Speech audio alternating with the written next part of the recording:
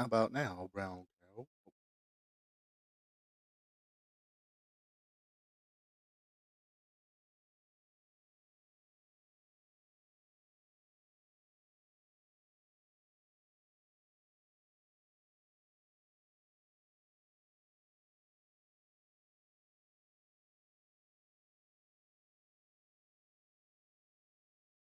What do you want to talk about? Why not? It's fake. Wrestling's not fake!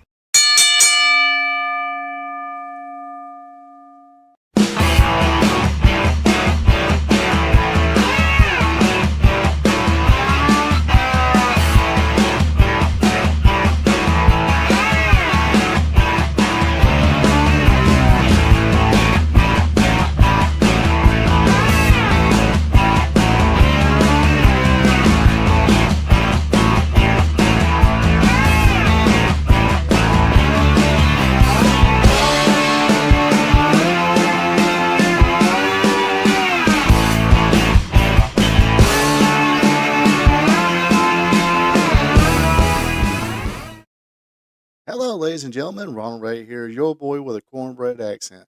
Welcome you to this week's Spot Show live stream. Appreciate everybody tuning in. If you tune in, hey, feel free to say hello in the chat or ask a question or make a comment of anything we talked about tonight. Also, if you're digging it, hit the button, of course. And if you're not a subscriber yet, be a champ and click on that subscribe button. Yes, it is. Excuse me. It is Thursday and it's Friday Eve, and so far so good. I don't have to work on Saturday. I had a rain day down here today, which kinda sucks because I'm pretty much stuck in a hotel room.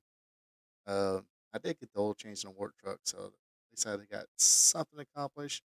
And I already had this week's AEW Dynamite recap already recorded and sent out. So did get a little bit of rest, did a little fun work, but other than that, kind of just a gloomy day because it was raining and all that good stuff. So hopefully everybody out there is being careful if you're not already home yet. I think it's supposed to be raining all weekend here, so yeah, everybody definitely be careful driving and watching your speed because the popos and all that. Also, it is almost Friday, so. Um, So hopefully nobody has. Well, I know some people's gonna have to work on Saturday, and we always appreciate that. I always appreciate that. Uh, anyway, let's see. Yes, I'm kind of uneventful week, just doing a working thing. And yes, this is my stalling process till wait for a few people to get in the chat. So, did anybody watch the AEW All Out pay per view in the chat? I wasn't able to. Uh, we will talk about later because um, even though I didn't watch it, I did read the results of it, stuff like that. So we will discuss some of that tonight. Uh, and if you checked out my AEW Dynamite, uh, if you did earlier, cool, appreciate it. If you haven't yet, check it out after the live cat or yeah, the live stream, and you will see history was made. Never, I don't think this ever happened before, where a guy could not defend his world championship on a big program. It's you know, this is not pay per view. This is kind of equivalent of a Clash of Champions, but is able to get in another match with somebody else. Very weird. I'll talk about that later. Let's see what else. Talk a little bit about maybe the return of Saturday night's main event, Raw going to 2 hours, PWI 500, and anything else you folks want to talk about. Joe King, what's up? Just tuning in. Cool. Appreciate it. See, I'm on. See, I was even on time today. Okay, I consider when I'm on time when it is live and you at least see the logo. Theoretically, I'm on time when I do that. But yeah, if you just say hello, I will say hello back and respond. Anyway, I need to respond. So let's get right to it. So yeah, like I said before, it looks like maybe Saturday night's main event is coming back, and it's gonna be coming back to the station that was on. It was on the NBC network. Uh, the WWE had filed new trademarks for the Saturday night's main event ahead of the potential NBC return. And let's read the article. I need to find a I need to find a cheaper, smaller, foldable screen to bring with me. Uh, WWE has taken a significant step ahead of the anticipated return of Saturday night's main event to NBC, applying for a new trademark for the term. The trademark filed on September 9th covers a wide range of merchandise, including clothing, shirts, tops, jackets, sweatshirts, hoodies, coats, bottoms, pants, shorts, underwear, pajamas, and more. Hey, who wouldn't want a pair of WWE Saturday Night's main event underwear? Gosh, and I'm pretty sure it's going to be. I'm pretty sure it's $30. Hats, wristbands, bandanas, scarves, and all that good. And basically all kinds of merchandise, even Halloween costumes mentioned here. Wrestling journalist Dave Meltzer recently confirmed that the return of Saturday Night's main event is imminent, and WWE expected to officially announce it soon. WWE's deal with NBCU for SmackDown's move back to the USA Network includes 4 live in ring specials per year on NBC, which will feature this revived program. Additionally, WrestleVotes revealed that there's been internal speculation within the WWE about the first Saturday night's main event special airing on NBC as early as December. The show originally aired from 1985 to, oh, excuse me, originally aired from 1985 to 1992, with a brief revival from 2005 to 2008. Recently, WWE used the Saturday Night's Main Event name for its Saturday's live event. So that sounds actually pretty cool. For a long time on uh, the Superstars of Pro Wrestling, there was a little bit of falling out between WATL, Joe Pensino, and the WWF. Uh, Hi, Karen. Uh, Forgot what the basically. I think Joe was one able to put the WWE a little later or a little earlier. I forgot which one. Uh, anyway, change the slot. Then they came back with, well, how about you just show the 8 hours of WWF?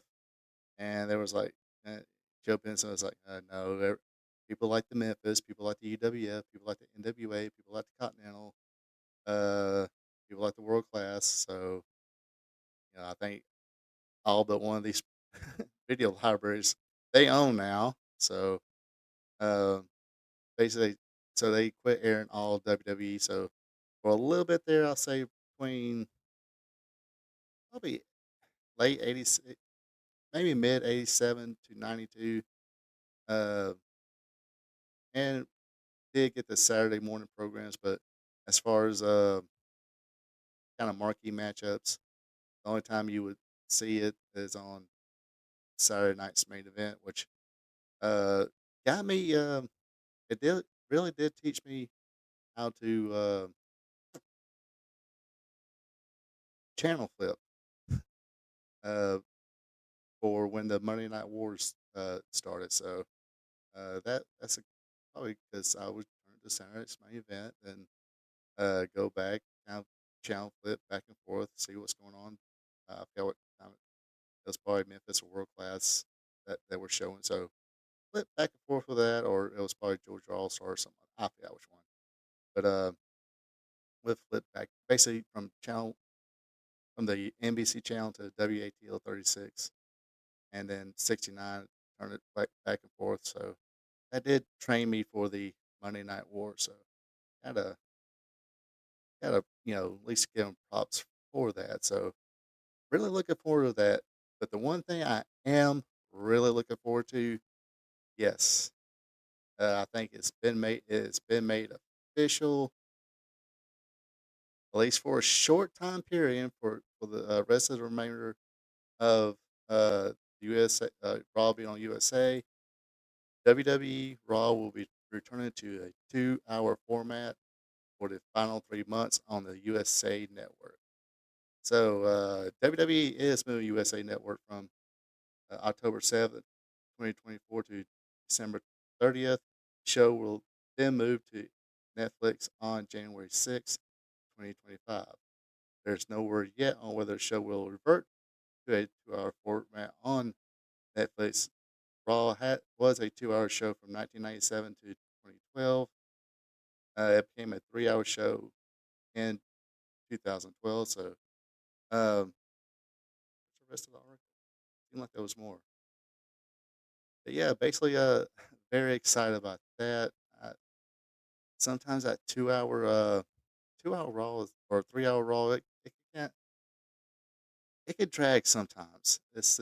Sometimes it's just a little too much to watch a 3-hour program, um, unless there's especially during like recently they got to where hello Brenda Watson, especially when they went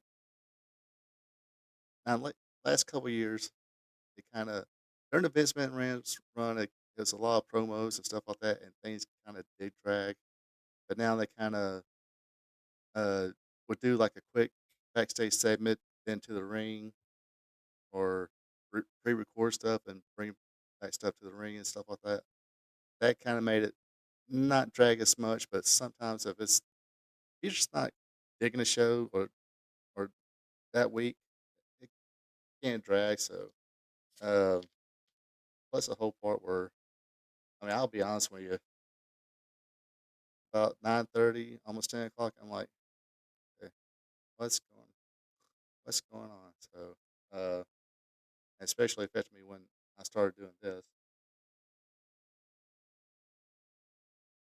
to where I was like, okay, I need to watch the whole program so I can give my opinion of it or do a fair recap of it. Um, so I'll have to come back and watch maybe the last hour, hour and a half. So definitely happy to be that it's going to be at least for a short time period um, going to a 2-hour format. And I'd say since Netflix, you don't really. I say that and I had to stop myself because I know they do got a uh, price bracket where you can get it cheaper to watch commercials, but I don't know how that's going to work out. But since they don't really have to do commercials, um, I say screw it. Just keep it 2 hours because you can just keep it going. I mean, you're going to get your full 2 hours, from that. Of course, like I said, I don't know. I never seen a live event on that. I know they've done live events. I think the Tom Brady roast was live. Uh, I know the Mike Tyson and uh, the other Logan brother was supposed to be live. I think there was something like live comedy special or something like that. Maybe Chris Rocks or somebody was live. Can't remember, but so I don't know how that will work because, like I said, I hate commercials. I will pay the extra for no commercials. Uh, I mean, like on Hulu, I'll pay that little extra to have no commercials because like Tubi is great. I don't know if anybody has Tubi. See, that's what we do here. We go off on a tangent, talking about other shit. If you have Tubi, it's great. They have good stuff on there, but gosh, the commercials. They actually have good wrestling stuff on there too. So if you do have Tubi, check it out. Anyway, next subject is the PWI 500. I for one would always messed up something. I don't. Um, I know for a long time, every year I would get there'll be two issues I made sure I would get. That's the PWI 500 and the year end review. Then when they came out with the almanac, I got the almanac for a couple 3 years. Hmm, excuse me, but definitely the 500 and the PWI year end review. Haven't bought a magazine in God knows how long. So anyway, the PW 500 is considered a prestigious accolade in the wrestling world, recognizing wrestlers based on their in-ring skills, popularity, and overall impact in the industry. Uh, I think they released all 500 names, but we're kind of just going to discuss the top 10 today. So, of course, number one being Cody Rhodes. I get that. Last 2 years, he's definitely had an impact. When he came back, uh, it drew great response from the fans and ratings. He was thrusted in. He won the Royal Rumble. Uh, I mean, he got injured though, but um, had that Hell in a Cell program with Seth Rollins where he he tore his pec, then wrestled hurt in the Hell in a Cell match, then got operated on, came back, had one attempt to finish the story, didn't. Then this year came around, he won the Royal Rumble again. Then a rock came about. They put a little sizzle on the steak, or excuse me, that was a lot. They put a lot of seasoning on the steak. Let's put it that way. Um, but they had the hey, did we want Cody? Chance started when everybody thought he wasn't going to get the match with Roman Reigns. It's going to be The Rock, and people want to see Cody Rhodes uh, defeat Roman Reigns. So that's definitely impactful, and it's the number one wrestling company right now. So they did was able to finish the story. So yeah, definitely deserving number one. Uh, no arguing that right there. Number two was Swerve Strickland, or is Swerve Strickland? Excuse me. Um, I get it. Well, he was the AEW World Champion. Had a very good year. Pretty much got elevated to a top star in AEW. How impactful was it on the industry? Eh. Uh, but definitely in ring skills, top notch. He definitely got popular. I think I think Prince Nana kind of helped with that a lot more than he's getting credit for.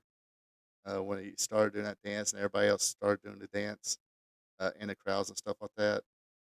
I, he deserves a lot more credit than he's getting for getting Swerve Strickland over. Number two slot, eh, we'll discuss that a little later.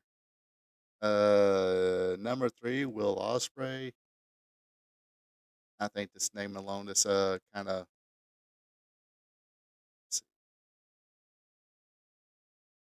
yeah. Like I said, I'm gonna get to that a little bit later. But yeah, number three is Will Ospreay. Um, Again, he was a big name international, hot free agent. All overall impact on industry.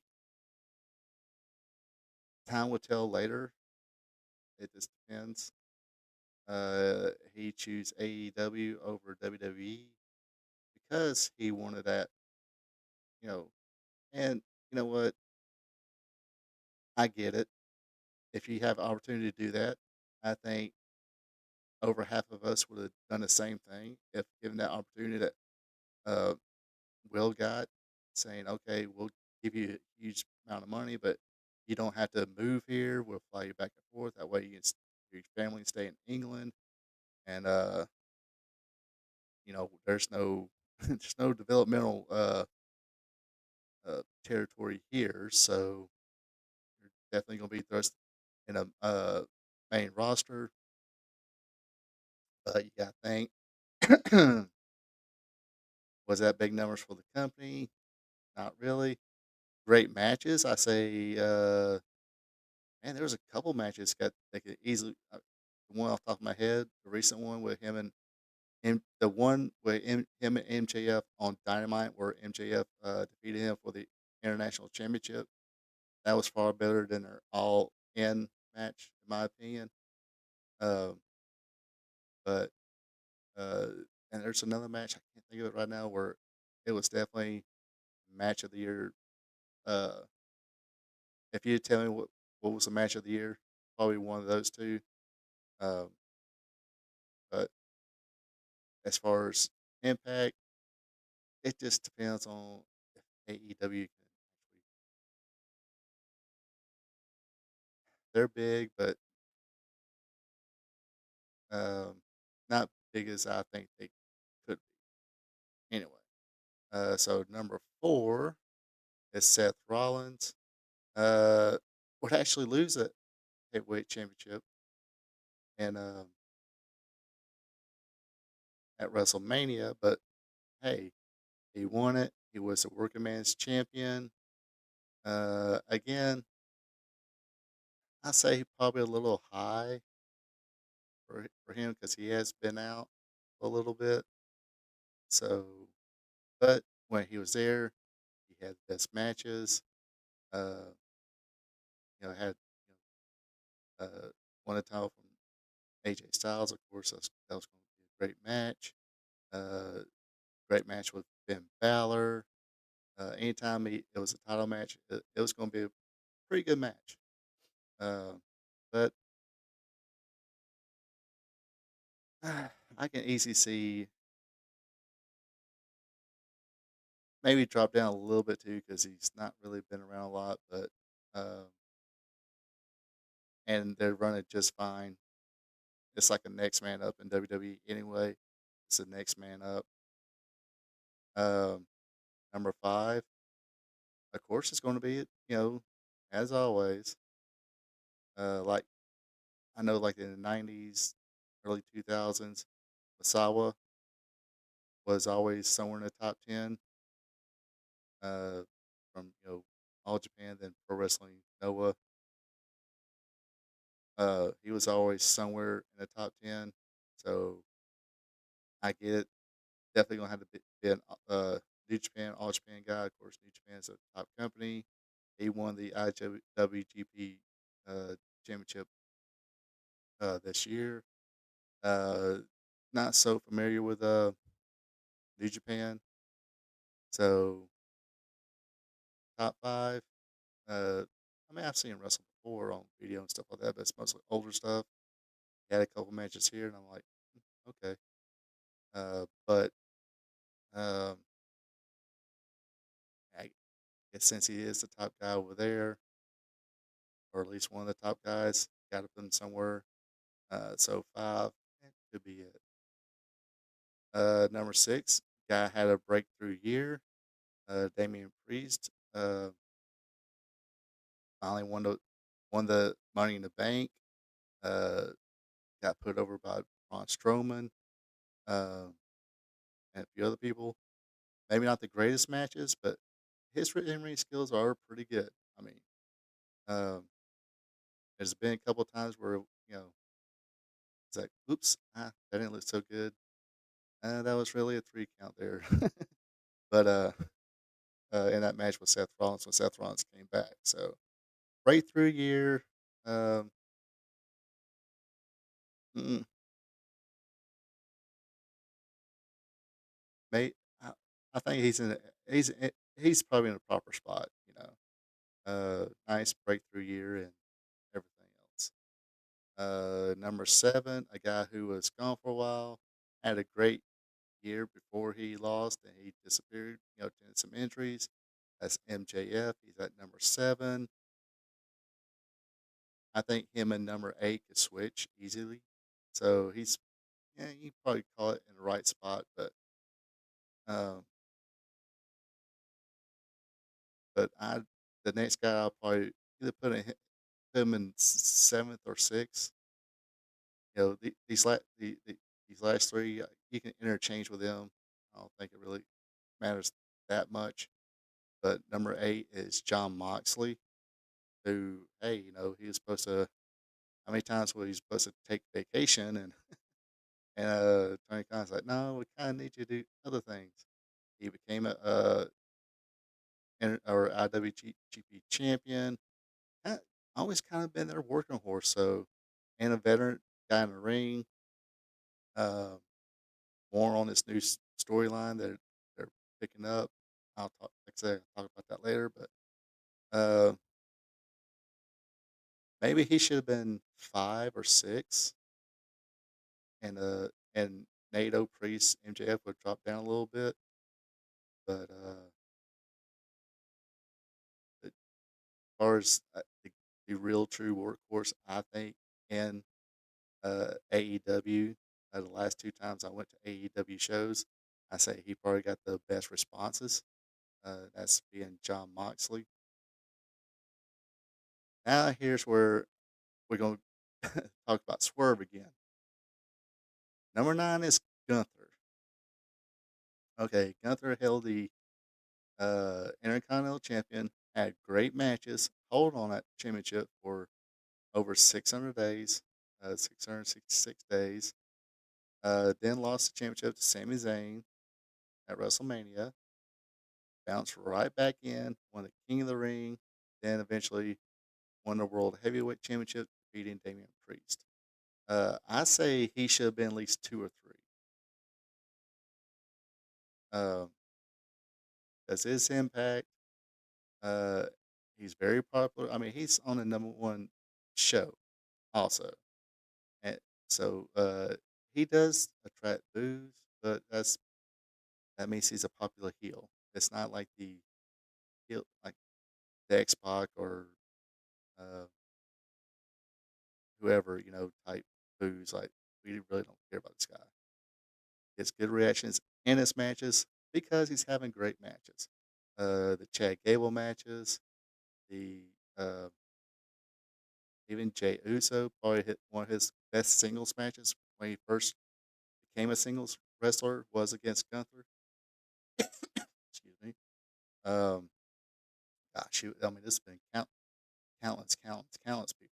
He had good matches with. So, like I said, the impact is definitely there.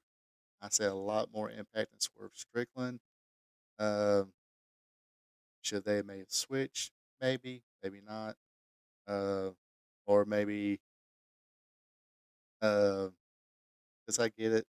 Strickland is the AEW World Champion. That's the number two uh, championship. So maybe Gunther two, Swerve three, Will four, and so on and so forth.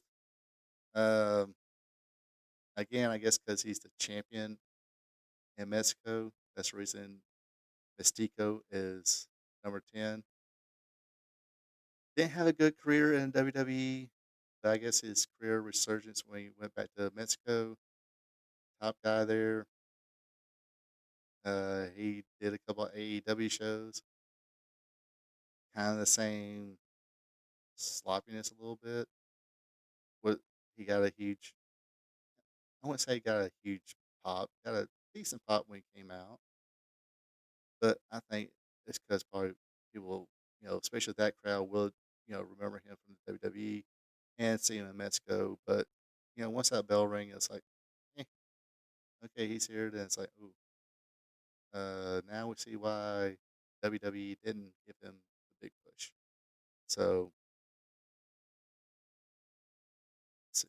Joe brings me to the point: why is anyone from AEW higher than anyone from WWE? If they were better, why are they not attracting more viewers?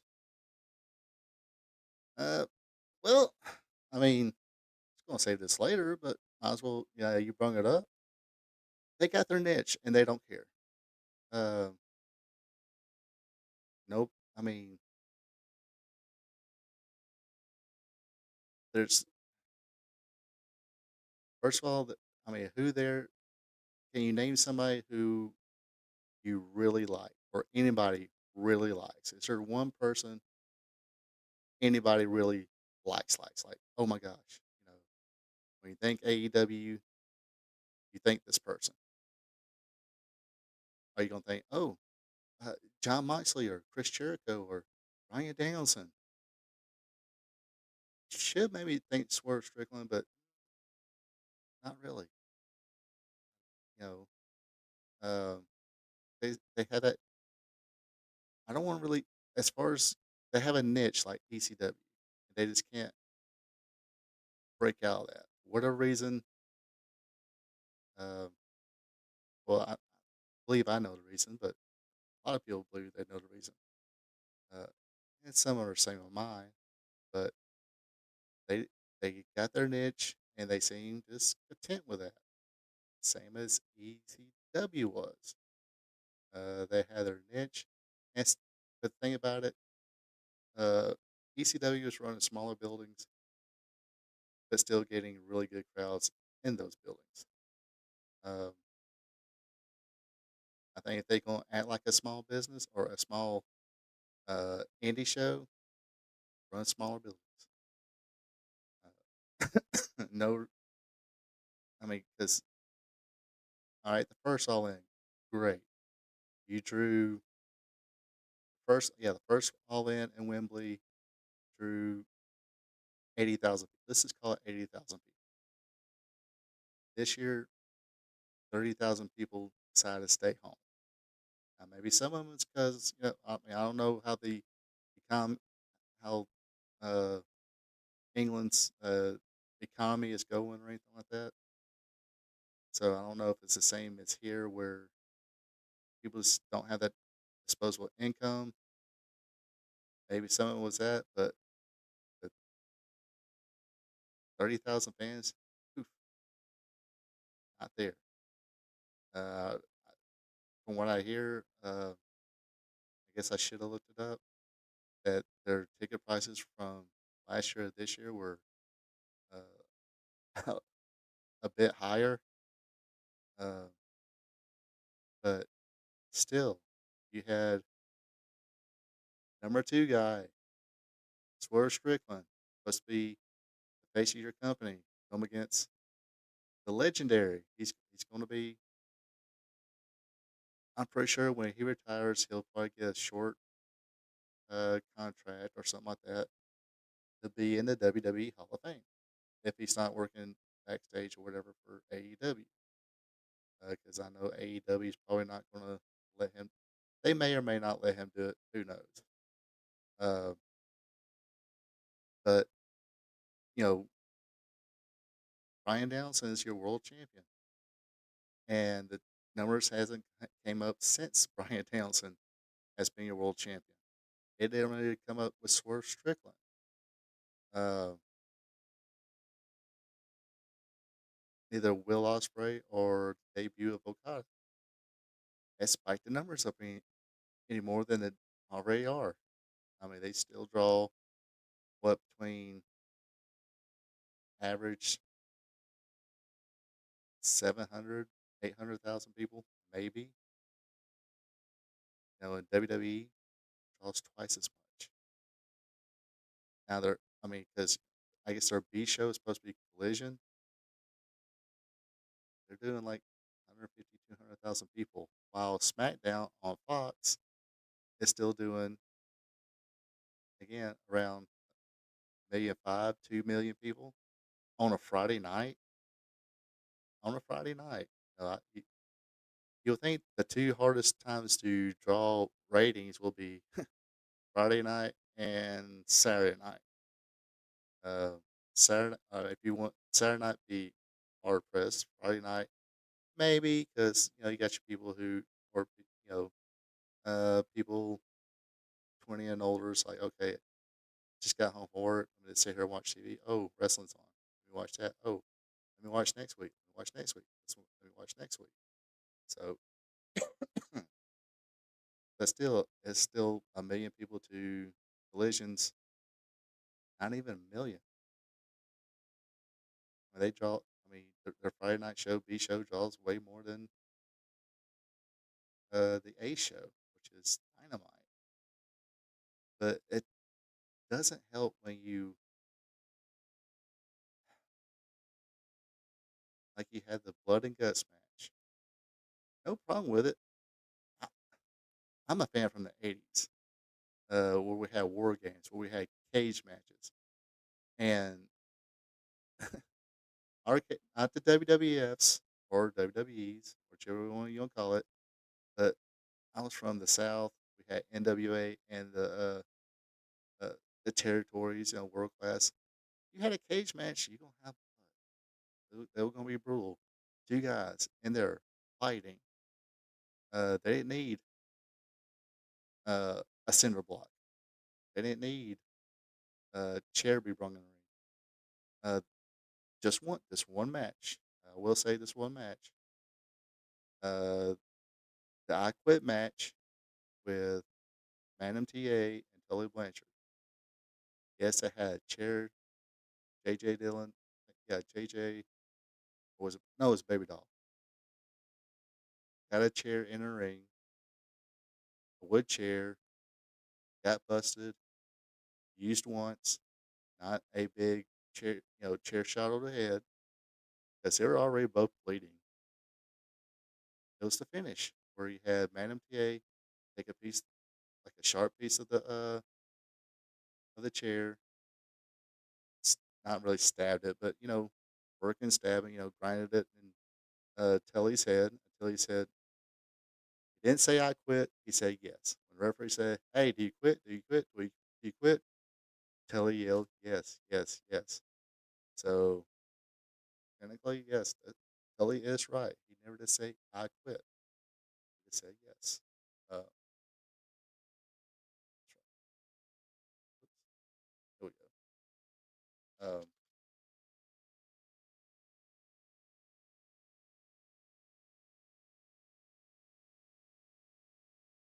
I mean, did anybody watch Dynamite last night? Okay, perfect example of please make it make sense. I guess in their own way they'll make it make sense at the pay per view. I should just do a whole live stream of all the things uh, that would make or AEW better. But okay, so we had the segment finally. Okay, for weeks or for a couple weeks, John Moxley came out and said, "I want to talk to Darby Allen."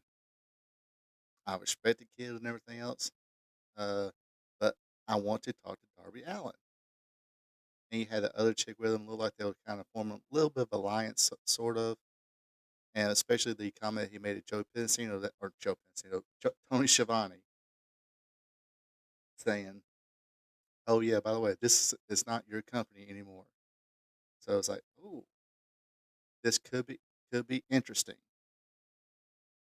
I'll say this again, like I did on my Dynamite recap show.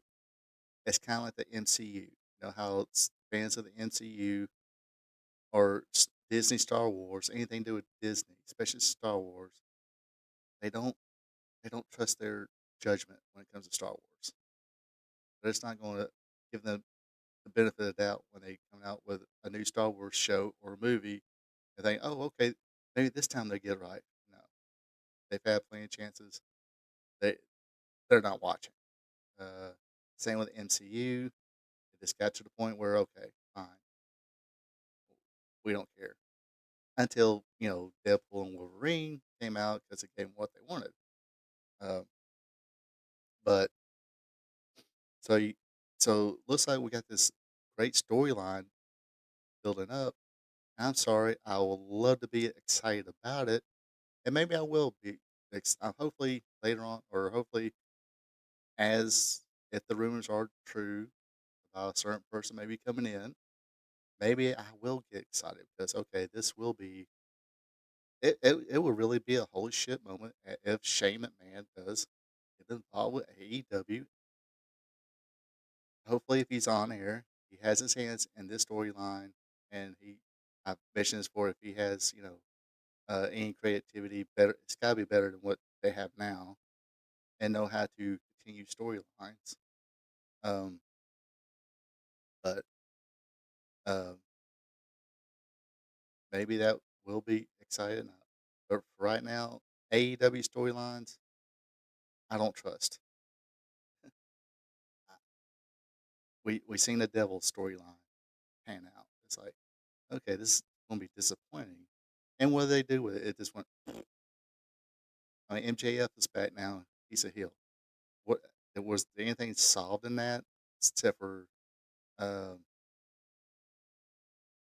what's his name? Can't even think of his freaking name now. Adam Cole. He got kicked in the nuts in a storyline in a program. Whoop de doo. Okay, on to the next. But it's like, no, we kind of want to see some matches and stuff like that, and a little more to it than just okay. He was revealed. He get kicks in the nuts, and that's it. So is that what's going to happen here? Brian Danson's going to come in, kick John Moxley in the nuts, say, okay, storyline over, on to the next. So that's why, and plus other things where our storylines, I don't trust it. Look at what they've done to Swerve. Swerve became very popular. Uh, Fans kind of changed him. He started doing babyface type stuff, giving babyface promos until the Brian Danielson match came about. Then for the next couple 3 weeks, they turned heel. Then after that match, he lost and got back in a feud with Adam Page, and he started being babyface again. Got his house burnt down, his childhood home burnt down. And it's like, okay, we get it. I mean, are we really supposed to feel bad for the guy who previously had broken in Adam Page's home? So it's like, so that, and like I say, you had a blood and guts match. I get back to that. That's cool, but the finish was dumb. The finish was dumb. I mean, a couple weeks ago, he was what he was like. He was set on fire already once, but got put out. But now you're like saying, I mean, you probably say, okay, that's the blowtorch. He was in the wrong place, at the wrong time. But now you had Darby Allen take gasoline. That's it. I say gasoline. Um, oops, let me do that. Gasoline. Douse Jack Perry with gasoline because he was handcuffed. Got the head chair shot, which most fans, if they're still watching from the 90s and 2000s, and even after this thing called CTE, concussions and all that, they're kind of like, well, we know wrestling's a work and all that, but we don't want to see wrestlers getting legit chair shots to the head. Uh, that's in their careers. That may or may not have made somebody flip out and kill his family. We don't know. Uh, but I digress on that part. But so when people see that, then you already had the thumbtacks, the staple guns, the IWA Mid South CZW bullshit. I mean, we get it. They was somehow they got weapons in the cage, but so then here's Darby Allin say, "Hey, give me my title match. I want to set this guy on fire. Give up. Give me my title match. I want to set this other person on fire here." And people are like watching that, like it's like, okay, we all know it's a work and all that, but it's supposed to be like an athletic contest type uh, exhibition until they know it's predetermined. Everybody knows it's predetermined. But what are you gonna do now? What are you gonna do for next year's Blood and Guts? Are you actually going to set the person on fire and have the person tap out while they're on fire? So most people don't want to see that. I mean, like I said, violence is cool sometimes. I'm not a big deathmatch fan. If if I was at an indie show and watch one, I'm cool with it. I can't sit there and watch 5 death matches. It does get kind of repetitive. And of course, all in, you had 2 street fights here where they brought out the thumbtacks and tables and shit like that. I think one uh, Indy Hartwell, she got uh, almost got a thumbtack in her cooch. Uh, Maybe not, but still. Uh, but I think that's the part where it's like, okay, that's a why you only got 700,000 people watching because um, not another 300, 400, 500,000 care to watch it. It's like, okay, we're going to see match number one. Flip, flip. Okay, match one. Uh, Whoever attacks the other person. Because I made a kind of joke on it. If you hear it, it's like, okay, this is where the best wrestlers wrestle, but none of them know how to do a simple fucking lockup. I can probably count how many lockups I've seen, and WWE has getting bad about that too. But aren't you supposed to be trying to be different than WWE? Are you trying to be more wrestling based? Uh, oh yeah, nothing says more wrestling based than uh, putting a syringe through somebody's mouth, leveling somebody over the head with a stiff chair. You know, it was a gimmick chair, a gimmick block. Not that. Oh, let's set somebody on fire. Um, and yes, we've seen that before at ECW, flaming tables, stuff like that. But um, they got the holy shit moment. But did they really prepare and try to do everything? They had. I know they had 2 people like fire extinguishers and stuff like that because they almost set a building on fire one time. Uh, but from doing that stuff and the plastic bag thing, yes, I seen Terry Funk do it to Ric Flair. Clash of Champions 8. That was a match. Because I didn't really recently watch it, but um, that was actually a trivia question from this past week's Wrestling Trivia Tuesday. But it was Clash of Champions 8. The match was Ric Flair, Sting versus Muda and Dick Slater. Terry Funk comes in, puts a bag over Flair's head, beats him down, blah, blah, blah. But that was 1989. Uh, that should go in the basis of there's stuff you can do back then. Like there's certain words now we can't use now, and um, you could barely look and check out. You can be single, not your girlfriend with you, whatever. If you get caught glancing at a girl, you probably get in trouble for that shit. There's this stuff you just can't do like you do back then. Words you can't say. Um, do I like that? Is some of these words really that bad? No. Um, anyway, I'm not going to get into that. But um, in other words, if you were a video game player back in the 90s, 2000s, stuff like that, and you hung out with your buddies, if somebody put a live stream on you of you shit talking all your buddies, you'd all be canceled. Let's just say that. Anyway, so when putting a plastic bag over somebody's head, because I remember when Terry Funk did it.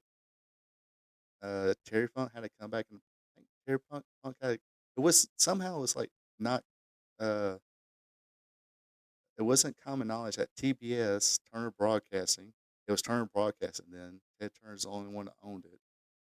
They didn't like it. It was on their TV. It was on the Classic Champions live on their TV. They didn't like it one freaking bit.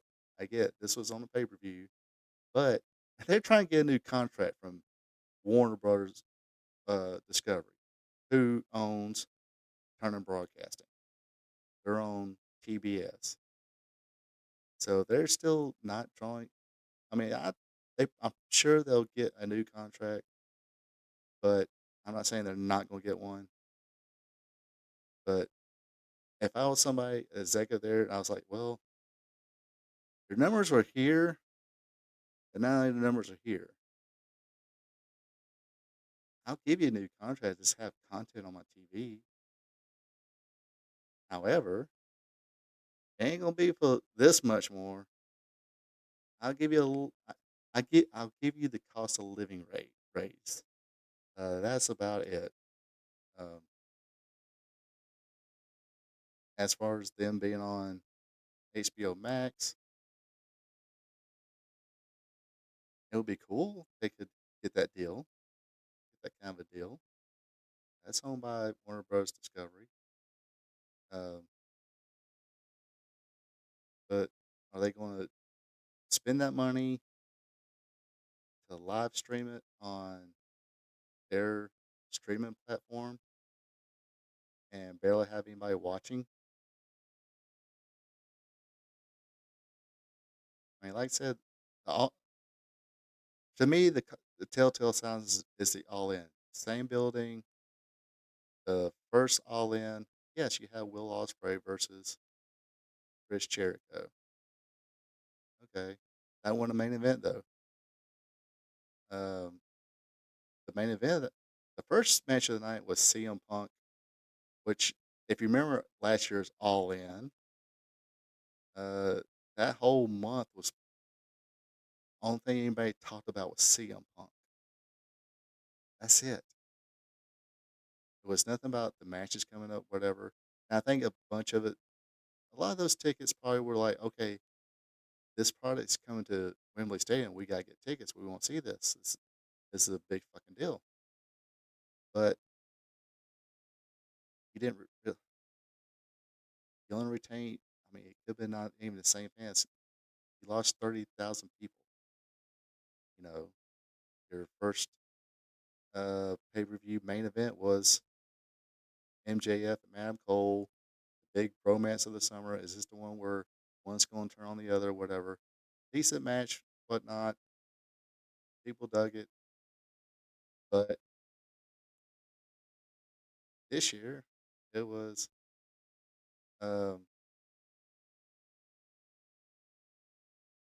Swerve Strickland, who's and the biggest star, the biggest babyface there, or a bigger babyface, against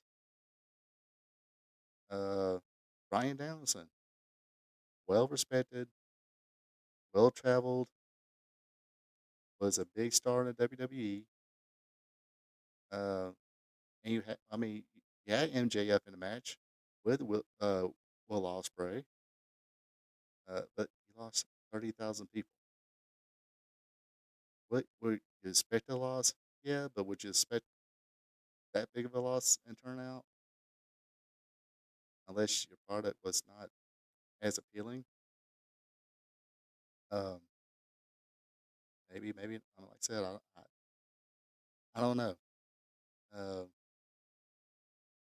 but like I said, you went to that building, once a year.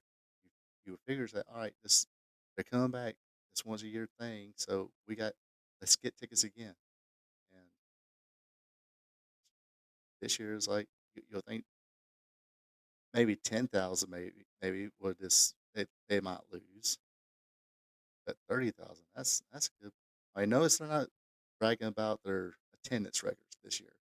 They weren't bragging. I know it had to be not as much as last year, where they bragged about for months that, oh, we've already sold this many tickets. We already sold this many tickets. Can't do that this year, and we all know why. But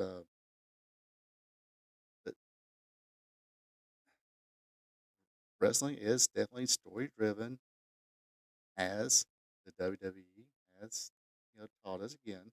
You put a good storyline out there, and at this point, multiple good storylines, people are going to watch, and you get people who people like and people love. People love Cody Rhodes. People love Rhea Ripley. Okay, she was a heel. The only one got cheered in the Judgment Day was Rhea Ripley. The rest of them got boos. Um, but yeah, that storyline, people love it. Um, Gunther, I just mentioned, people dig him sitting there and just you know that smack, like Jr. would say, Jim Ross would say, that smash mouth style. People like it. Now he's the world champion. People pop when, well, she always pop when somebody catches in the Money in the Bank. Um, People love Bailey. I'm pretty sure as much some people in the internet wrestling community is going to hate when Charlotte Flair comes back. Guess what? Her music hits, crowd's going to pop. No doubt about it. But when you get people that people absolutely love and want to see, then that's. Am I saying they do everything perfectly? No, they've had their mishaps. Yeah, I said even Damian Priest, he's had his few mishaps in matches. Everybody's going to have their few mishaps in matches and stuff like that. But okay, let's put it in football terms. Right now, the number one team in the NFL, at least for the past 2 seasons, has been the Kansas City Chiefs. Right? There's not too many bad things you can say about. Um, I mean, they're a winner. Are they 100% perfect? No, but they do plenty of stuff right to where they're the number one team. That any of their faults, they're few and far between. You might say, not to the nagging part to where say, if they just had this and that, maybe they'd be even better. You're the number one team past 2 seasons. Not anybody's going to. There's not too many holes there. Not like the WWE. You know, not too many holes there, so you're not going to have uh, me sit there and bitch about every little thing, which you can call it bitching, but uh, but it's going to be more positive because they're doing a more. They're the winner. They're the champs. As far if this was two NFL or two teams, um, and unfortunately in that what 3-man race or whatever you call it, two team race. WWE way up here, AEW a distant, long distance. Only thing that makes them not a third is because it's ran by a billionaire family. That's it. So they got access to money. They can pay the Rick. I mean, they got Ricochet there. Has that popped up in numbers any? No. Nothing against Ricochet. I love watching Ricochet work. But last couple times he kind of looked like Lance Storm when he first came into WCW. It's like he looks just awkward in there for some reason. But you know, go watch some Lance Storm stuff. Well balanced, great technician in the ring, stuff like that. Same as Ricochet. Ricochet does a little more of the high flying stuff, but still, that dude's balance is second to none. Uh, a lot like Lance Storm's was, but like I said, Lance Storm didn't do a lot of the high flying stuff. Did some, but not uh, nowhere near as much as Ricochet. But has he popped a number in anything? No. I mean, for fuck's sake, you had okay. Sammy Guevara was supposed to be one of your pillars of the company. He's supposed to be one of your pillars, one of your future big stars. Eh, Throwaway match with Ricochet live on Dynamite. Not a hey, I'm a not I mean, if you're gonna sit there and have him be a pillar, then you gotta have him be a pillar. Then that's one of the things you put yourself on. You put him against Ricochet. Say, hey, you're just a new guy here. I was here since day. Have Sammy say, I've been here since day one. Have them work a little program. Maybe Ricochet wins in the end. Fine, whatever. And still, but they really won't have the this is awesome Will Ospreay Ricochet match. Okay, and they already had it's like uh, bruv Ricochet, you gotta beat some people, bruv, before you get a shot at my international title. Okay, he just beat a pillar. He was a main event uh contender for the world championship a year ago, give or take, and nothing. There's no continuity, no um what's the word I'm looking for? Sometimes no rhyme or reason. Just okay, here I got these names. We'll just put this person with this person. Go out have a match. Basically, like I said, it's an indie show with a lot of money behind it. That's it. And if they're happy with their 700,000 people watching their main show, uh, I don't even think they do house shows. I mean, fine. Some of your talent can go work indie shows. How well is those indie shows that AEW talent goes to? Apparently, John Moxley. It was part of that promo they cut last night with Darby Allen. And let me go back to that. So last night, see, here's the thing here. You're thinking, okay, John Moxley is, trying to form this group or whatever, and he wants to talk to Darby Allen. Okay, he wants to talk to Darby Allen about, you know, something important here. Uh, maybe him being a part of the group because he respects this kid. He sees huge potential in this kid. Now, come out here because I know you earned this title match. That by the way, it's not going to happen now because we injured the world champion Brian Danielson. So just give me your shot. No, then of course Darby's like, no, fuck you. You don't have to beat me for it. So now in 2 weeks on the Grand Slam, which was supposed to have been Brian Danielson against Darby Allen for the world title, but in this segment, history, like I said, history was made last night. Check this out, folks. So this match was made between Darby Allen, John Moxley for the for John or Darby Allen's shot at the World Heavyweight Championship because Brian Danielson was going to be is injured or indisposed thanks to John Moxley and his crew.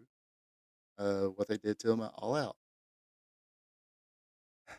An hour, give or take, a couple seconds segments later, Nigel McGuinness came to the ring, grabbed the mic, and said, Brian Danielson, you're afraid of me. So I went and talked to the boss, and I'm challenging you for a match at Grand Slam in 2 weeks.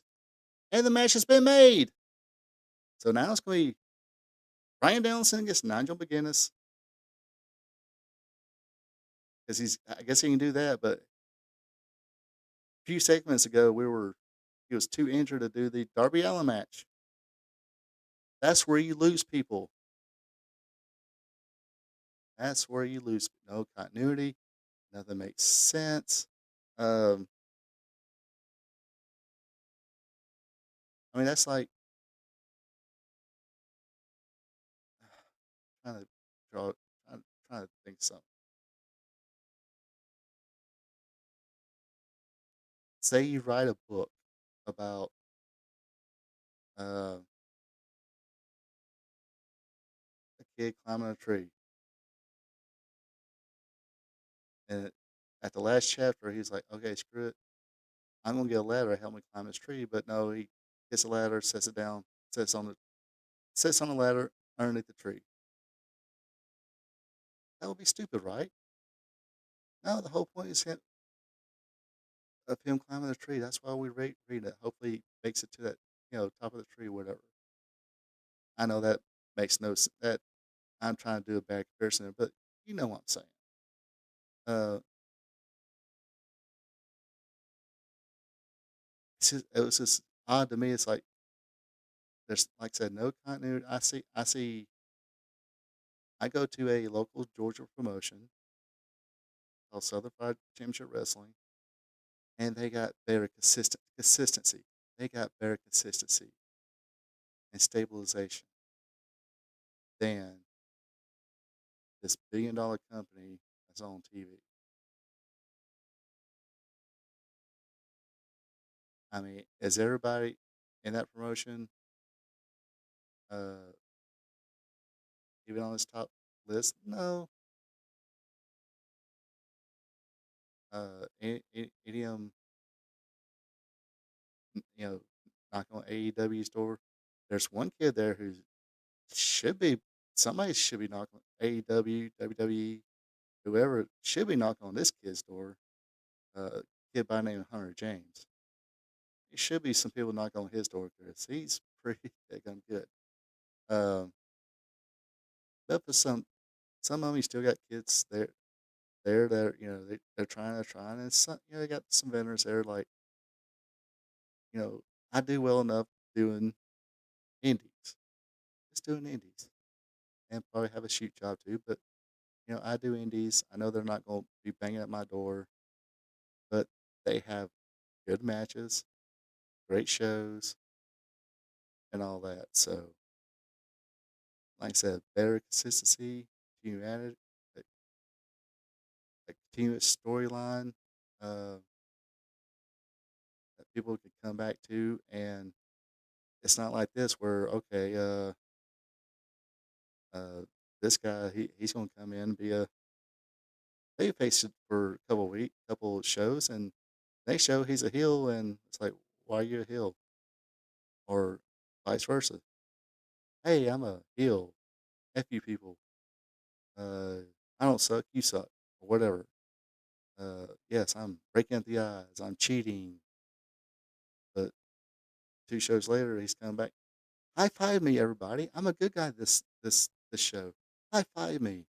I'm good. High five me. Don't pull my hair. Don't cheat. I'm doing a babyface wrestling match here. No, more likely if at this show, they're a heel for 2 months and they change babyface. You know why they change babyface? They'll give you a reason to cheer for the guy or girl. So, and like I said, this is a independent promotion in Georgia, but you know, I get it. You people thought that the PWG style, Ring of Honor style, stuff like that. If you put it on a big stage like this, it'll get over. It'll be the best thing in wrestling ever. It'll revolutionize the business. Well, it hasn't yet.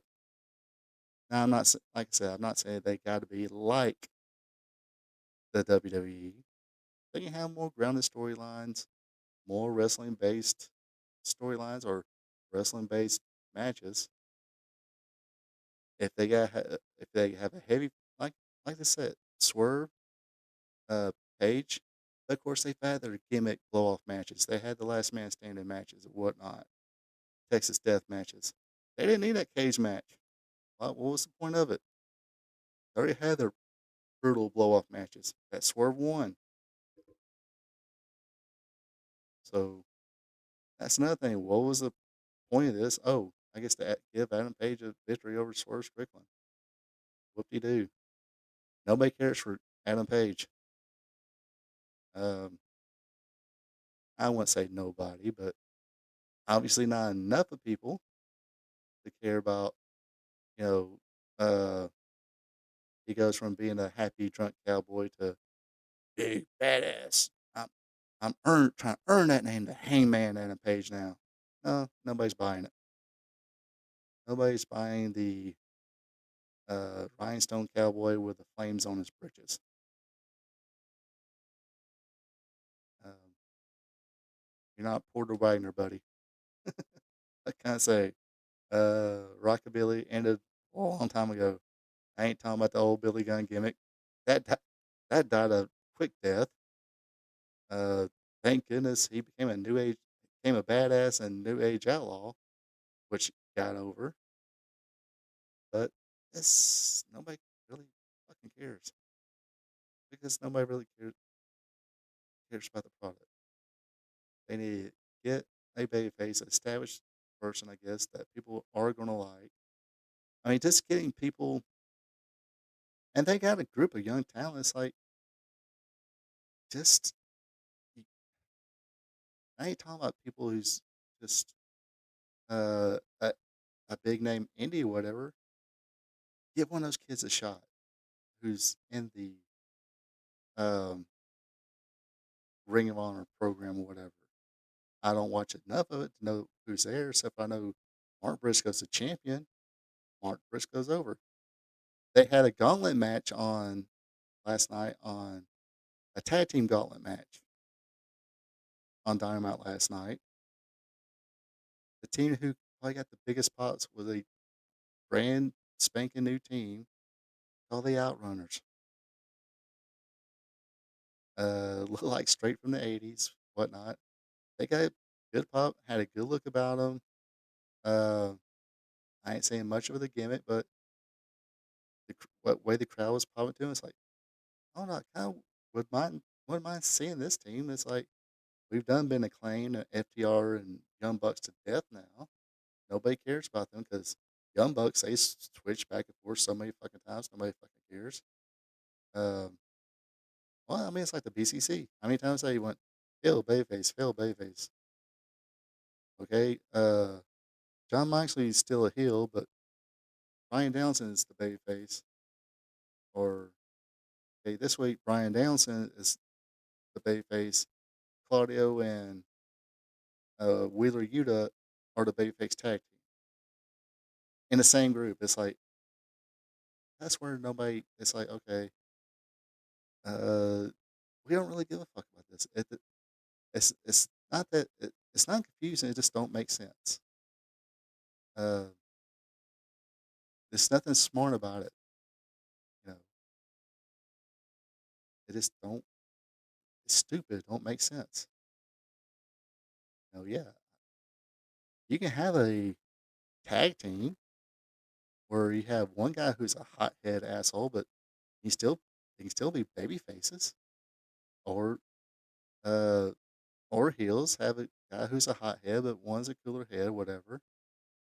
But what they do together, they do together. It's like, okay, he's cheating. I'm going to cheat too. Oh, we're not cheating no more. Fine then. But keep it continuous. That's all I say. I mean, I think that's one of the problems. I've discussed this plenty of times. Um, let's see.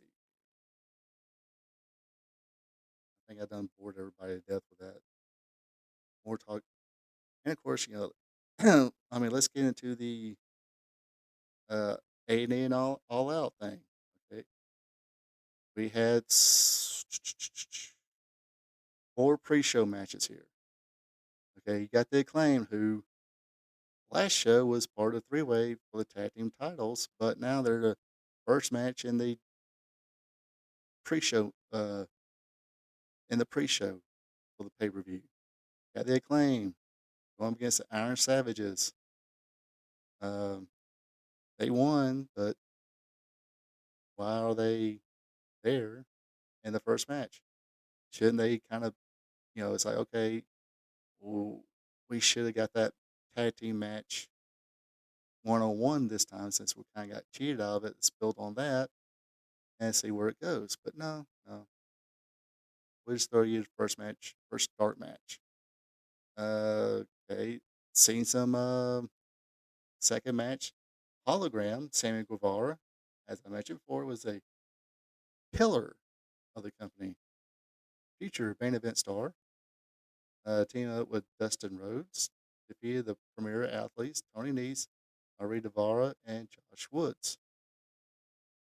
Premier athletes, yes, they are, I guess, enhancement. Don't think I've ever seen him win a match. Hologram, they've been pumping him up, but yet to be on Dynamite. I guess he's on Collision and Rampage that nobody watches. Hey, they pumped this guy up like he's supposed to be somebody, and nobody still fucking watches it. But uh, Hologram, Sammy Guevara, Dustin Rhodes wins that one. Disappointing here. The Bang Bang, the Bullet Club Gold, Bang Bang Gang, whatever you want to call them, they were fucking over. Austin Gunn, Colton Gunn, Juice Rawson, great fucking talent. They defeated the it's another 6-person tag or a trios match. They defeated the Dark Order, who you remember the beginning of the company, they were the top shit, right? Who's the leader of the Dark Order? And it wound up being Brody Lee, whatnot.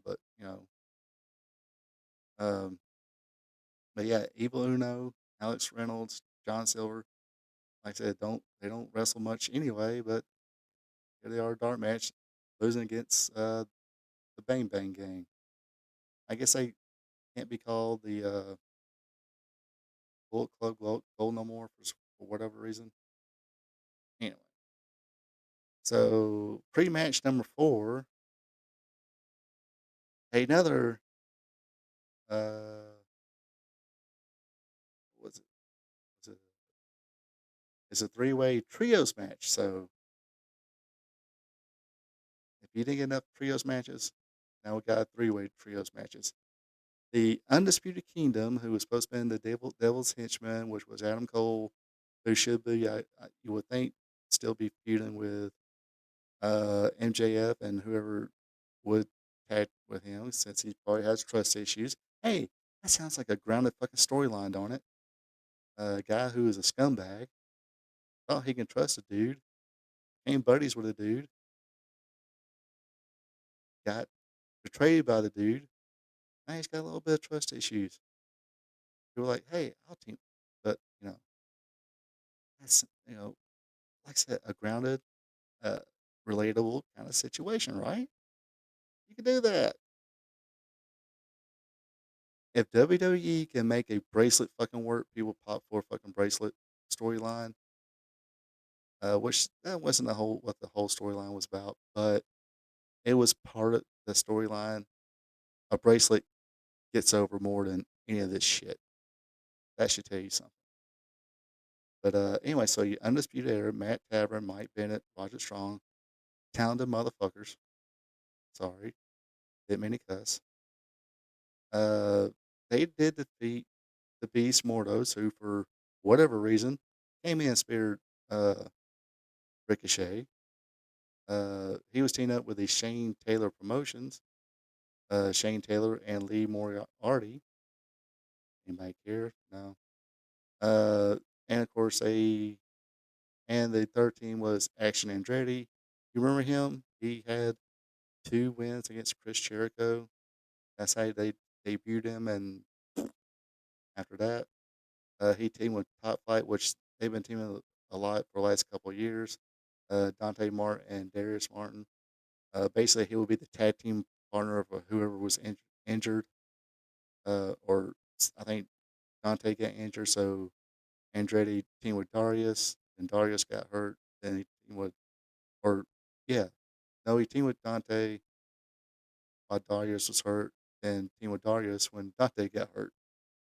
They got a chick with him now named Lila Gray for whatever reason, but doesn't matter. Undisputed Kingdom beat them all. Then we get to the main show. Uh, he's a scumbag again. He's a devil. It's not calling himself the devil, but or the scumbag. He's just being an asshole, being a heel. Maxwell Jacob Freeman, MJF. He defeated Daniel Garcia by pinfall. Then when MJF was like, okay, let me shake hands with this kid, whatever. Daniel Garcia decided to kick him in the balls and pile drive him on the second turnbuckle. Same thing MJF happened to him. So he loses the match, but gets some revenge. did he do? Is Daniel Garcia? Is anybody really excited about the potential of Daniel Garcia? Talented guy, but international champion, maybe a TNT champion. Is he your face? Is he going to be a top guy right now? Is there ways you please tell me if there's ways you think you can have Garcia be a top guy all ears? Right now, nope. That's a nope from me. Okay, let's see. Next match, we got the Young Bucks defending the Tag Team Championship against Claudio Castagnoli and Wheeler Yuta. Of course, they defeated him by pinfall. Again, shouldn't this slot been the Acclaimed to get one more at least shot at the Young Bucks? But no, they decided to say, hey, we challenge you to a match because you try and jump our guy or whatever. But Claudio and Wheeler are 2/3 of the trios champions with Pac. Speaking of which, now with this match, I wish I did see. This probably would have been a great match right here to see. Will Ospreay versus Pac. He defeated him, of course. Keeps the international championship. Um, Again, for whatever reason, I mean, of course, it's kind of hard to judge somebody like a Pac or Pac because that was one of Triple H's guys at NXT. Um, and this is when people were like blowing up about NXT all the time being better than the main roster. And Pac was part of that, along with Sami Zayn. Adam Cole was in that mix. Samoa Joe, Finn Balor, Shinsuke Nakamura. That early uh, black and gold brand, honestly, that was some good stuff. But some of them made it the main roster, some of you didn't. Okay, next match. Here you go. A street fight. Hardcore match. Um, the match that Willow Nightingale picked, even though she, she already has like gold victories over Chris Statlander. But here we go. Blow off match. Um, Chris Statlander defeated Willow Nightingale by submission. Choked her out with a chain. Again, they had thumbtacks, tables, and all that good shit. And me personally, it's like, I know I'm probably going to get heat for this. Like, do I really want to see women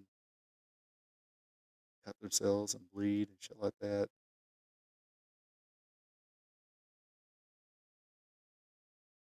Mm. Then again, I just said that. It's like, well, I mean, it is wrestling. They had a big feud. Um, Maybe another type of gimmick match would have worked maybe later. But, I mean, it isn't like I said, I'm high on Chris Statlander. I'm pretty high on Nightingale. I think they got huge potential, but it is what it was.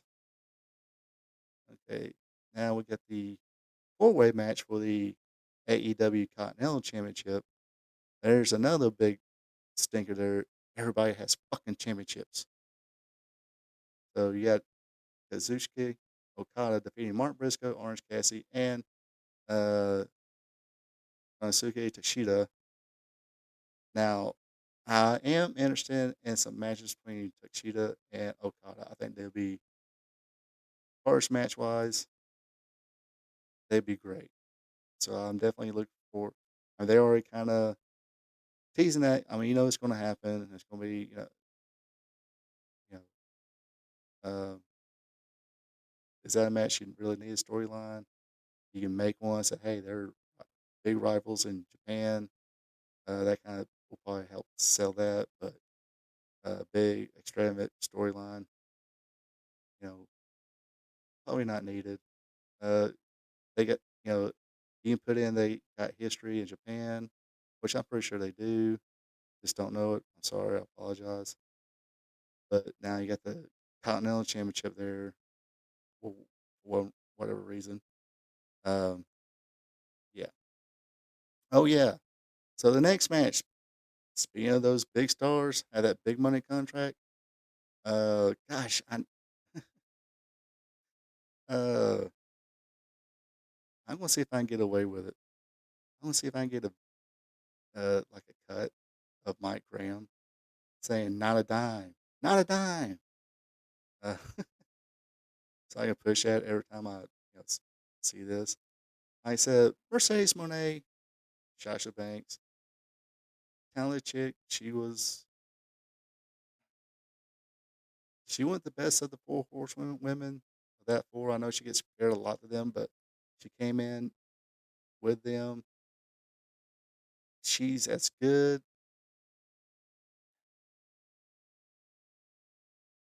She can't carry a match, and she's only as good sometimes as her opponent.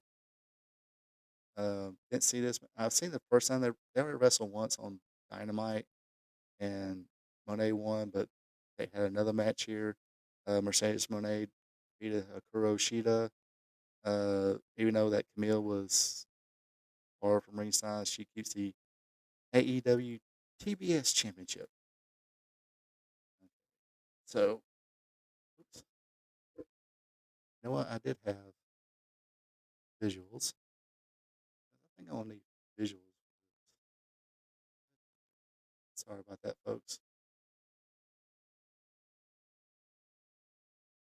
So here we go, semi-main event here. And I said it. I said this last week. You know, uh, sorry, Jack Perry fans.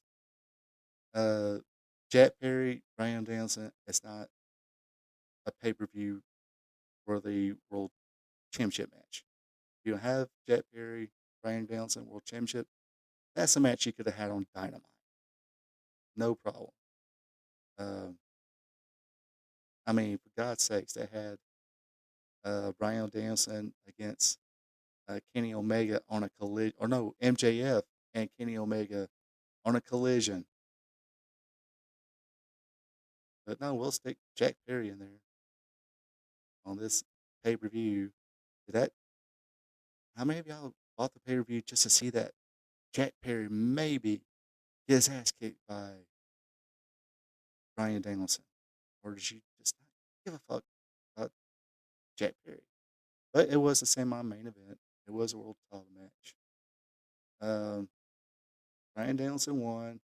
The patriarchy came down. Looked like Christian Cage was going to cash in his contract.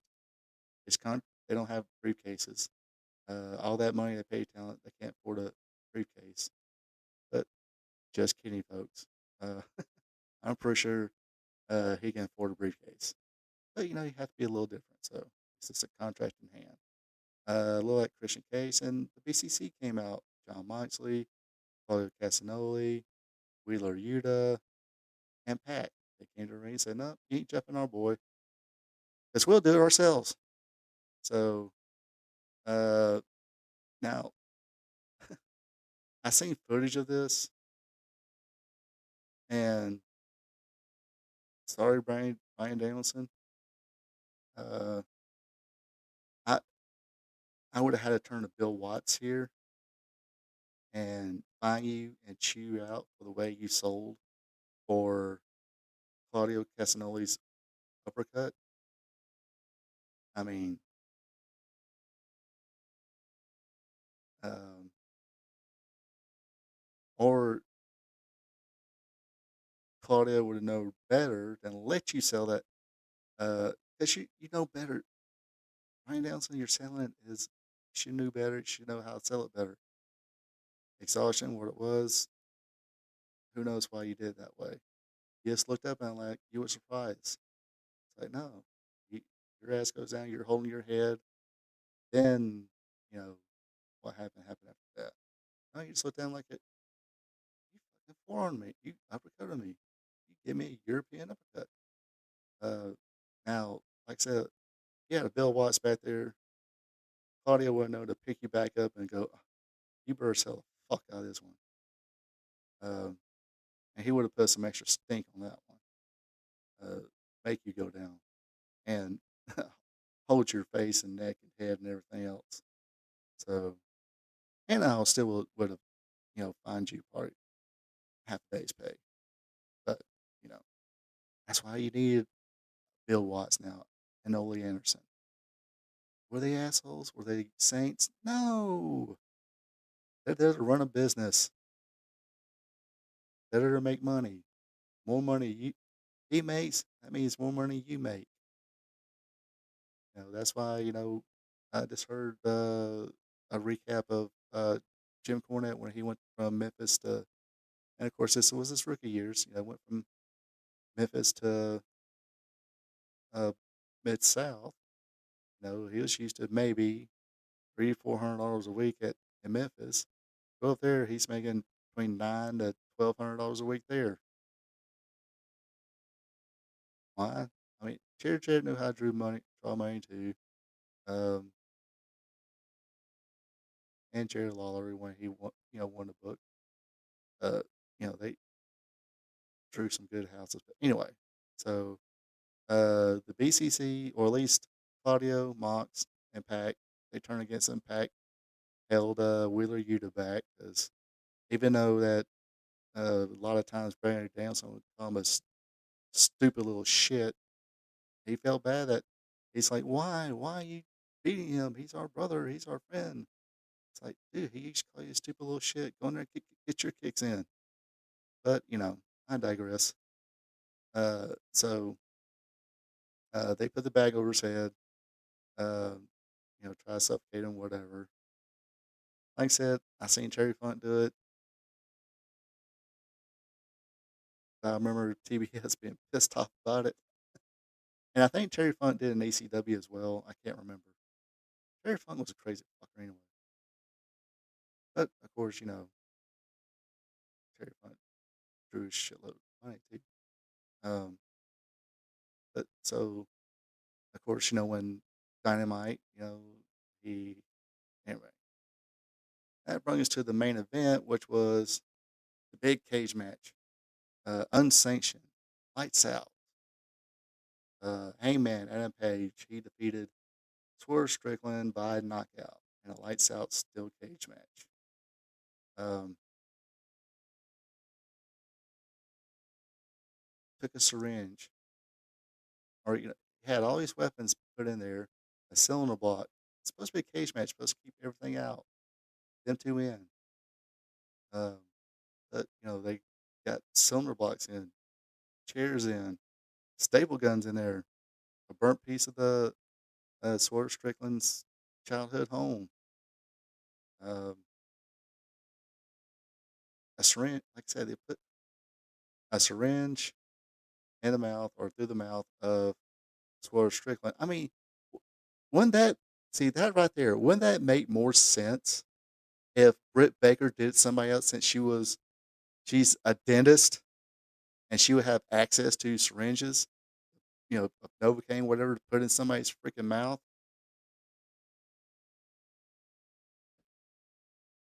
Now, correct me if did Britt Baker do this spot one time? Please correct me if I'm wrong, but that would have made more sense if Britt Baker would have done that than Hangman Adam Page.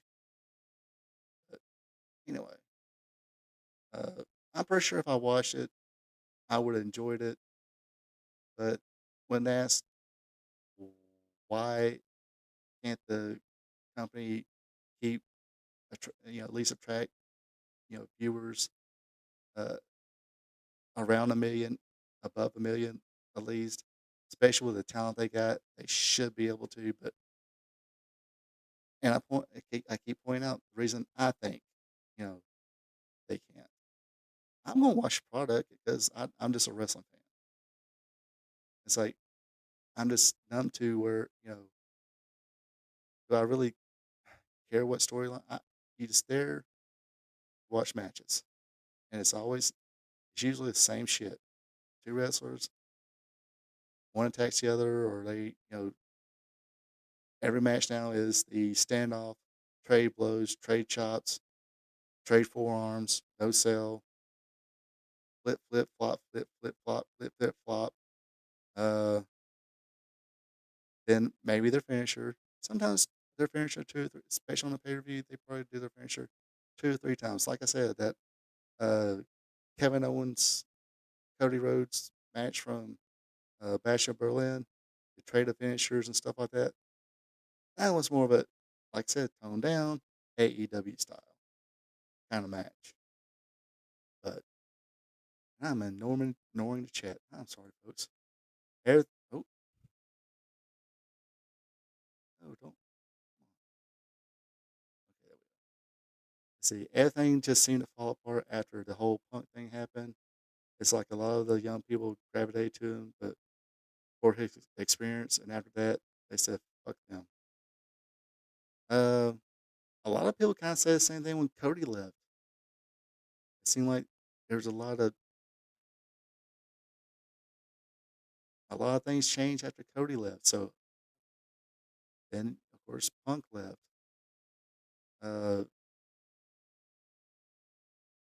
I'm sorry, and I'll say this again: if you're a young talent, and I mean, like I said, at this time you had Arn Anderson there, CM Punk there. I mean, I'm not CM Punk the person. I'm not that fond of whatever. Uh, but CM Punk the talent, and apparently CM Punk now mature enough to go, you know what? I have some experience now. I know where I fucked up. I know things I've done right. I know where I fucked up to a point. I mean, he went around to done this apology tour, the TNA talent, AEW, and WWE, unless he knew he fucked up. Uh, um, but but yeah. So I mean, either it was for closure or say, hey, I'm probably gonna do something. Wind up getting fired here. I'm not getting along with these people. I'm just here to make amends. And amends obviously were mended, forgiven, water under the bridge. Triple H, he's all about business. I mean, don't get it twisted. I mean, I know some of these MVPs and stuff like that coming out being like, whoa, blah blah blah blah, whoa, it's like right now that's not why she shut everything he's got going on now just to give y'all that top spot. He's got people there right now. Um, I mean, I think uh, the Pride, Street Profits uh, with Bobby was a great little trio. But let's be honest, uh, Bobby wasn't as popular as Brock Lesnar. I like him; he was great. Liked watching him. Thought he was a brutal bastard. He just didn't have that enough to really get that crowd behind him or anything like that. Um, I mean, if they were so over, like they weren't the ones who turned TNA around when they were there as the Beatdown Clan. Now you had uh, uh, anything that Bobby Lashley. I don't know why can't think of his last name. Anyway, Bobby Lashley. Uh, you had MVP Bobby Lashley. I think Loki, maybe Samoa Joe as well. If they were so over, pretty much the same gimmick, how come they weren't the ones that was able to turn TNA around? Nobody cared. And sometimes it is the product. You gotta give it time and everything else too. So I give them that, um, but for some reason the crowd just didn't gravitate to the Pride, Street Profits, and Bobby Lashley like they thought they was going to. They would get pops and stuff like that, but you know, uh, nothing to it. But uh, who CM Punk? I think it was the whole walking out thing, stuff like that. Um, 10 years ago, WWE. He had his reasons, whatnot. Um, I was, you know, you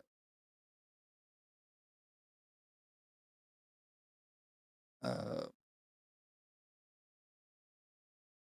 what was I going to say? I forgot. Basically, he wouldn't get in his way in WWE, so he walked out. And I think he said he was injured too, and a bunch of little sour grapes, um, and all that. So he walked away. He walked away for about 10 years. Ended up in AEW. But you know, and he spent years bashing the WWE, like almost a decade. When he came back to AEW, every other interview was talking some shit, negative shit about WWE. So yeah, I'm pretty sure there's some hurt feelings, and a lot of F you CM Punk. I guess that's why he's stuck with what happened. Okay, so for whatever reason, I mean, see, the story's not even. I don't think it's really out there.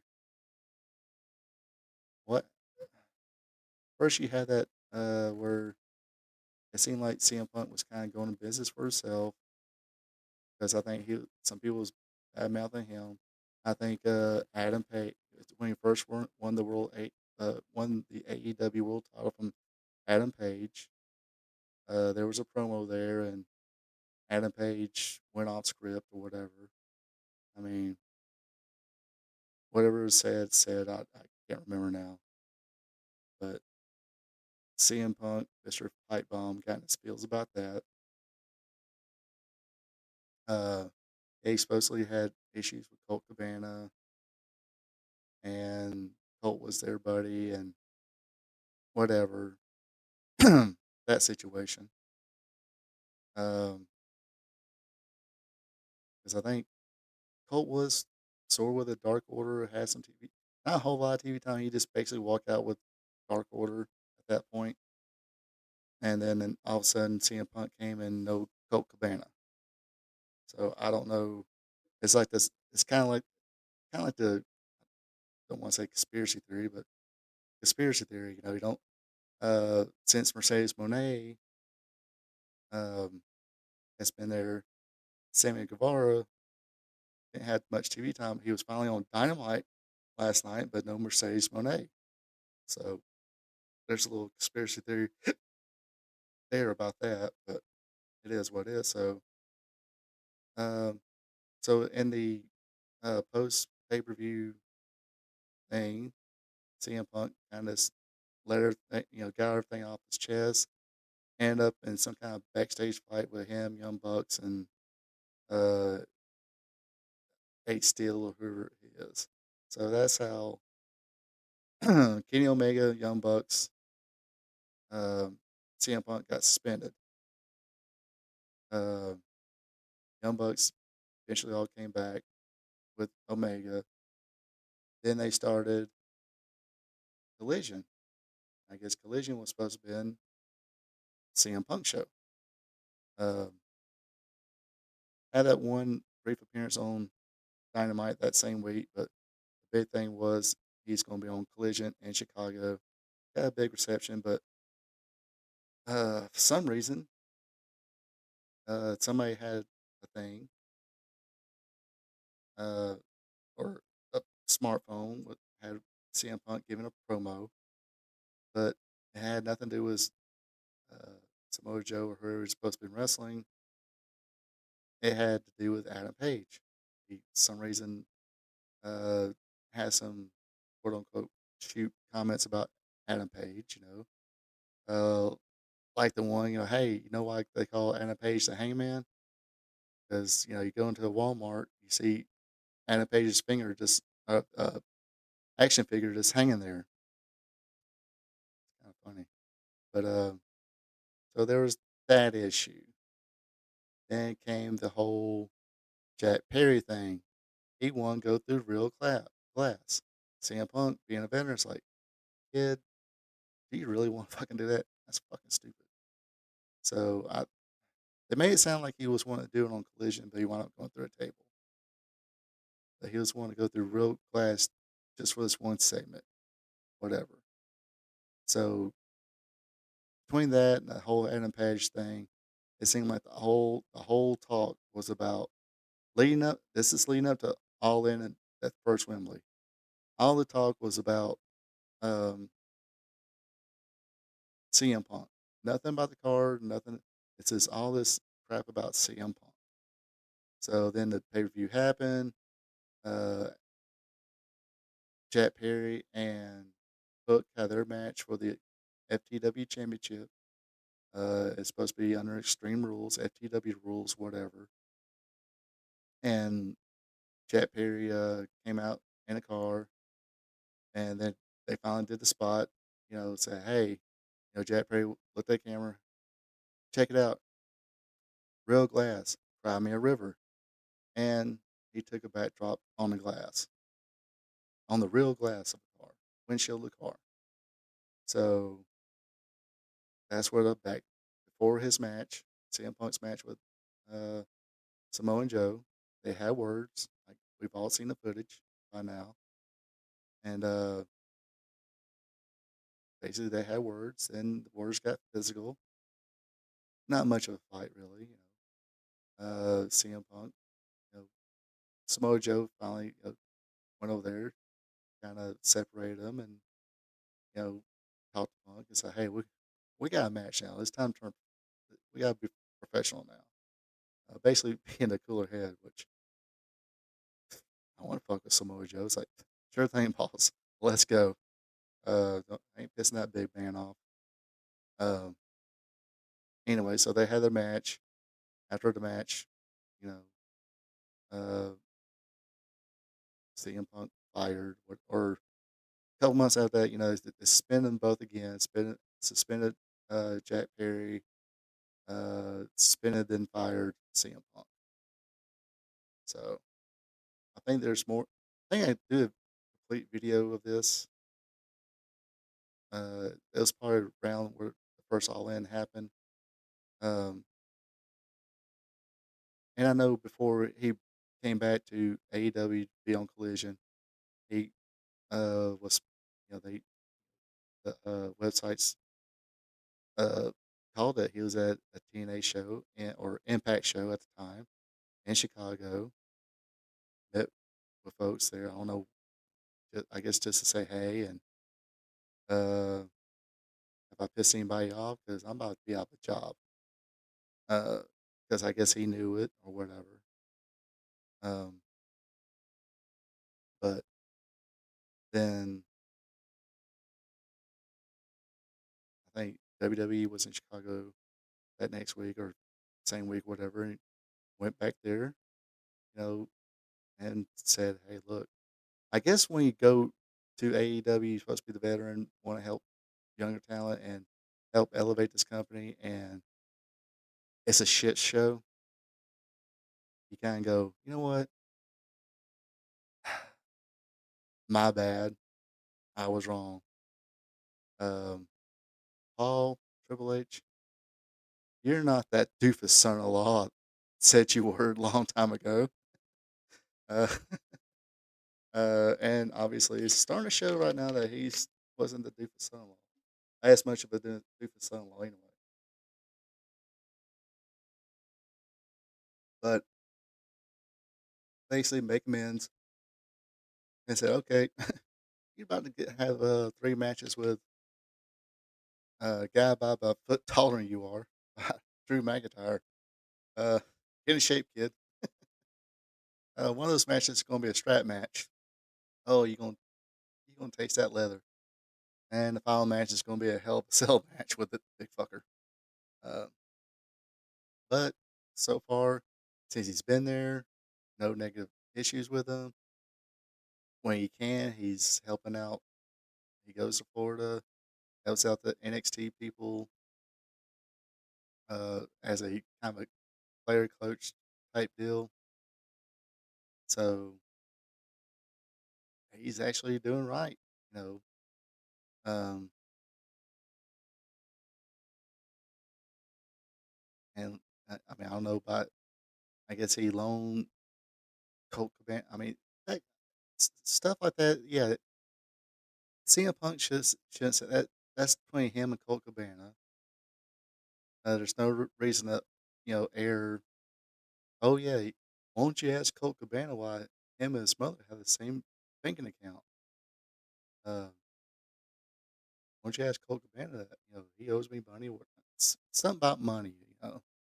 Um, because CM Punk has a way of wanting to help people pay off their houses. I guess, um, which is a noble cause for your friends, but sometimes maybe loan them a little bit to help keep afloat. Then they can pay you back. But like I said, none of that was anybody's business. So he's the one that aired it out about Colt Cabana, and they've had issues. Best buddies, but had issues. But anyway, but yeah, that the first All In had the news had nothing to do about the card. It had all to do about CM Punk. But now he's back in WWE. I mean, I've said it on here. I said the best program I like, or the best feud I like watching now on the WWE is the feud between CM Punk and Drew McIntyre. My opinion, one of the best feuds in all of wrestling right now. Anyway, wow, it's getting late. I did not want to talk a whole lot, which it came to be, but um, talked a whole lot about AEW. Got to make it a point. Nothing but Mars Wrestling Gold Friday night. So nothing about today's wrestling. Nothing about AEW. Just let's keep it to the classic stuff. Uh, since I'm plugging stuff, let me go ahead and plug everything else. Every Tuesday, I do a trivia show called Wrestling Trivia Tuesday. Usually have it late morning Tuesday, 10 o'clock Tuesday morning, record Monday, blah, blah, blah. But yeah, check it out, share and play with friends, and all that good stuff. Let me know.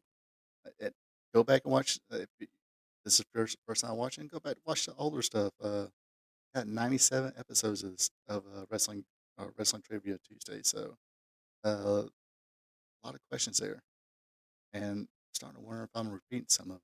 But anyway, um, I also do a WWE Raw recap show. Usually try to have that on Tuesday evenings. Uh, Probably sometimes after 8 o'clock. I know people's probably in bed, getting ready for bed, or watching their usually Tuesday night programs. But I usually record it, have it up by Tuesday evening. I also do a AEW Dynamite recap. So, like I mentioned before, um, had a rain day. So this week's AEW Dynamite recap. Hey, history was made. That's all I gotta say. Go check it out. I think I already mentioned it here, but if you only caught me last half here, uh, you definitely go ahead and check that out. I'll discuss everything else that happened on this week's Dynamite. Of course, it being Thursday, yes, I need a new logo for my Spot Show live stream. Anybody got good ideas for a good logo thing? Please let me know. Um, but anyway, you're watching now Spot Show live stream. That's every Thursday at 8 p.m. Eastern, 7 p.m. Central, or every Thursday at 8 p.m. Eastern, 7 p.m. Central, 6 p.m. Mountain, 5 p.m. Pacific, 9 a.m. Friday morning in Japan, and 5 a.m. Friday morning in India. I